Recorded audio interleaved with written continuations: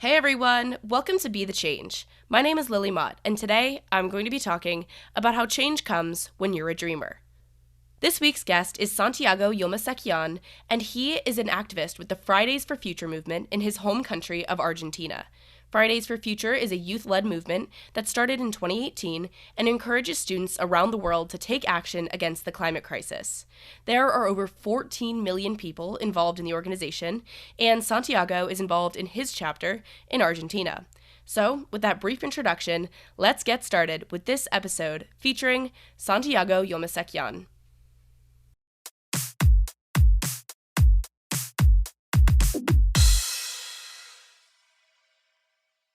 First, I am Santiago Eulmesekian. I am 16 years old and I am from Buenos Aires, Argentina. And I am an environmental and climate activist in a youth organization that's called Jóvenes por el Clima Argentina, that it would be something like Youth for Climate Argentina. We are part of the movement Fridays for Future, but we are focused mainly in the problematics happening in Latin America and in Argentina, because we understand that the problems that occur here in Argentina are not the same as in the global north. The creation of Jóvenes por el Clima was influenced by the outing of young Europeans and the emergence of the international Fridays for Future movement. So we are part of the Fridays for Future movements, but we are focused here in our community in Argentina. And I am personally right now focused in what's education, that would be through talks and social media, creates awareness about climate change and its consequences. I am now developing a project that's about renewable energies, and I am in my school that is focused on using a house prototype to connect a solar panel to this house prototype, to show younger students how this energy works. The main idea is to use scientific knowledge and technology to understand better how they work. So it would be to promote education about this topic. And that would be to be quick. Thank you for that quick introduction, and I'm excited to talk with you about your work. So I would love to have you start off by just going a little bit deeper about how you got involved in this work in the first place. What inspired you to get started with climate activism? Okay, I started when I was 13 on 2019. Because I watched TV a lot and I saw Greta Thunberg and all the movements on 2019 that it would say like it exploded, the climate movements exploded in that year. And the next year in 2019, I began secondary school. So there, some teachers told me about Jóvenes por el Clima. I was also very interested when I was a kid in renewable energy. So it was something that was going to happen someday. Like I knew about Jóvenes por el Clima because Bruno Rodriguez, that's like the leader of the organization, talked in the United Nations. And I said, okay, I want to join. I want to do something like this to educate about environment. But the background, everything before 2019, I had a teacher once that explained me how the greenhouse gases worked, how climate change worked. And then I started to say, like, why isn't anyone doing something to solve this? Why anyone talks about it? And that's when I started to search for information.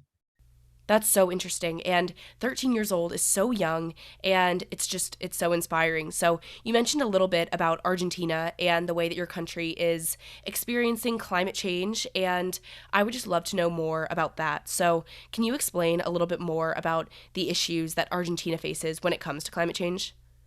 Yes, first, we are an undeveloped country, so we have some economical context in the background also, so we can't, like, maybe we have to focus on some problems that, for example, energy. Here in Argentina, we buy energy from other parts of the world. We can't produce our own energy. So things like solar power, wind power are some things that we can potentially do here. In Argentina, we can't say no to everything, maybe, because it's this, we have a big doubt with some organisms, international organisms.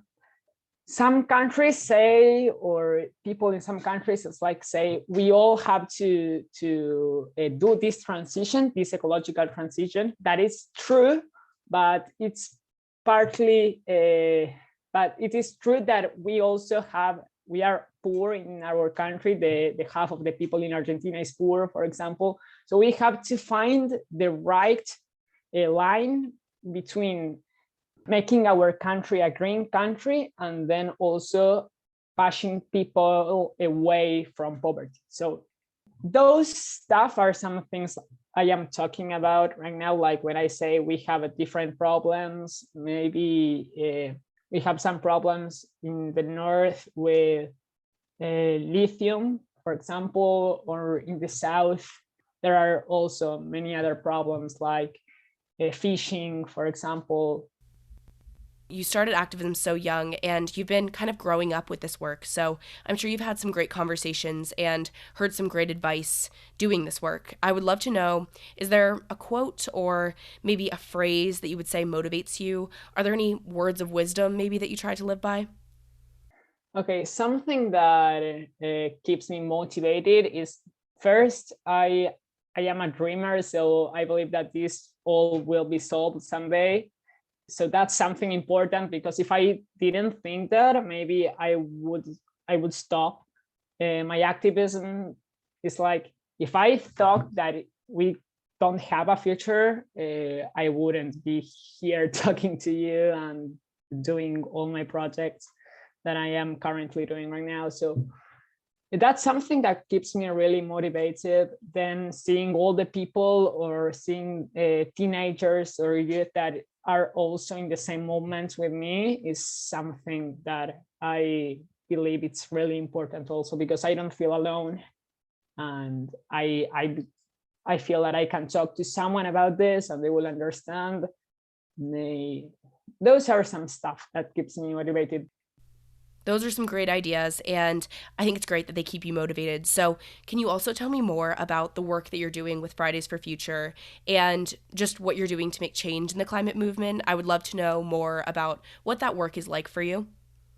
Okay, Jóvenes por el Clima first, like this moment in Argentina, contributed to the promotion and drafting of different laws in the country. For example, the minimum budgets for adaptation and mitigation to climate change. In 2019, that was the most important of the first one since we started.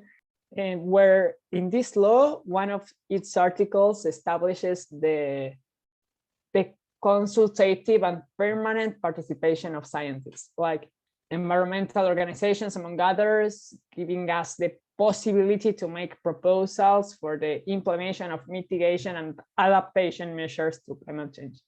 That's something. Then the Yolanda law that was approved on 2020 and aims to ensure the training of public officials in climate change. So it would be like simply educate lawmakers about climate change, mitigation, and adaptation. And this year we are really focusing on a wetlands law, because wetlands here in Argentina are part of the 25% of all the territory in like the country. So it's something really important we are focusing right now, and something that an ecosystem that should be really protected. So those are some stuff we are working on right now. And then something that I was missing, the environmental education law last year, which is very important to generate values related to the protection of the environment of the children. So Thank you so much for explaining that, and I also appreciate you translating them to English. Thank you for that. And I have one last question for you. Lots of young people want to create change and they want to make a difference, but they may not know how to get started. Do you have any advice for those people who may be listening? Okay, first, educate ourselves and talk with other people about this topic would be something that we could all do, because maybe we are not in an organization, but we can take action from our own, and then while we are taking action in our own, then we are going to meet some other people that's in an organization, or maybe contact by social media. It's something that I did at first. I sent a message to Bruno Rodriguez, the leader of the organization, and he told me, okay, join this movement, and I joined. Something we could all do, maybe contact people from organizations that we are really interested in, and then to continue saying actions we can do on our own. Maybe talk to others, educate ourselves, then some little actions that are considered little actions, as recycling, maybe separating waste. And yes, I believe to start talking about this is the main thing we could all do.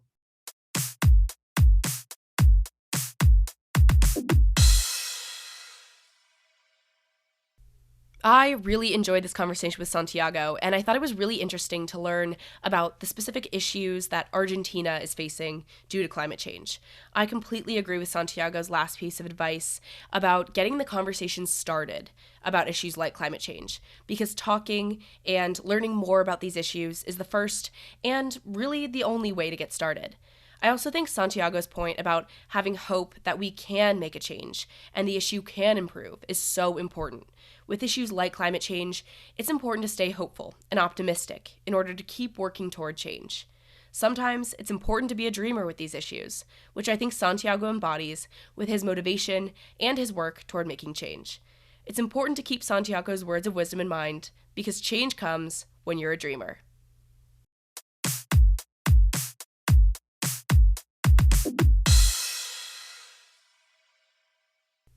Thank you so much for listening to this episode, and you can find Santiago on Instagram at SantiEUL to get connected with him.